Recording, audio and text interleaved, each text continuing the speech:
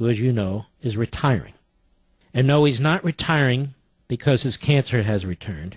He says that's under control, his prostate cancer. He said he's retiring because he knows it's time to move on. Isn't that refreshing? How many members of Congress do that?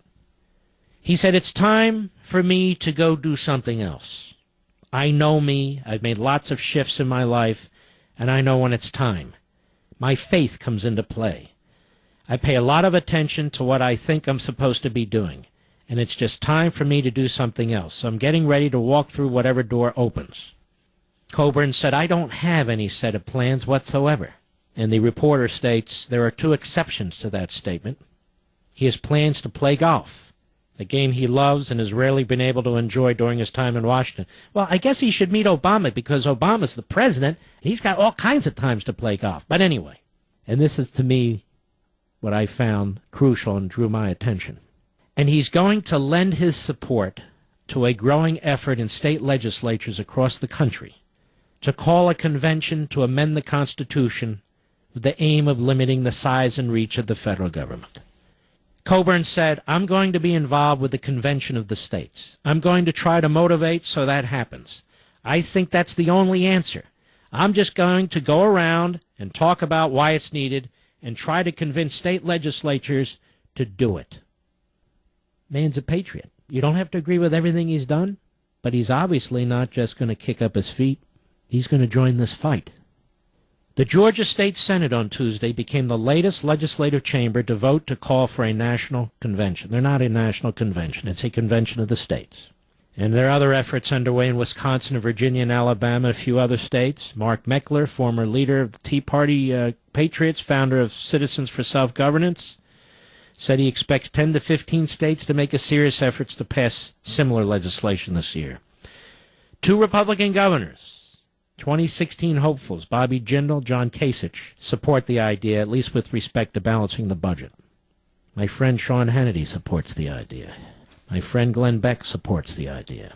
My buddy Mike Farris is elbow deep in promoting this. I don't know how far this movement will go. I don't know how deep it is.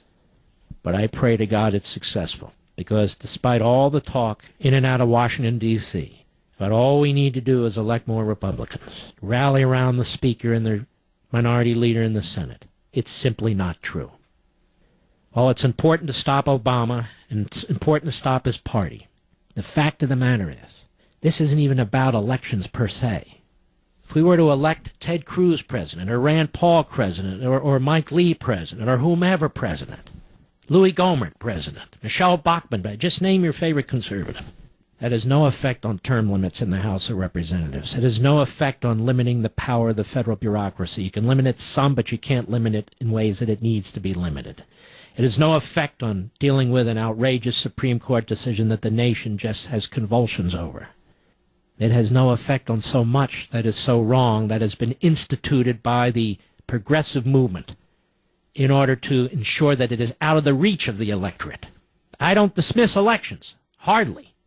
I'm an activist when it comes to them right here behind this microphone. That's not the point.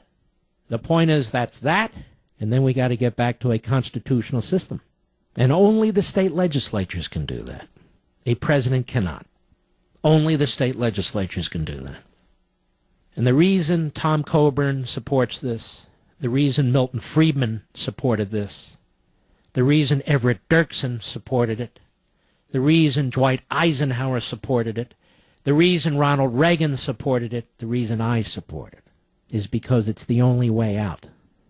Because we love the Constitution. But the Constitution, as established, isn't what's governing this country anymore. And day after day we talk about it, as do others. I just wish more people who are involved in this industry would put aside their jealousies and put aside their issues and take a very close look at this. I'm not talking about any individual host or even group of hosts, all of them, and get behind this. They won't, but I wish they would.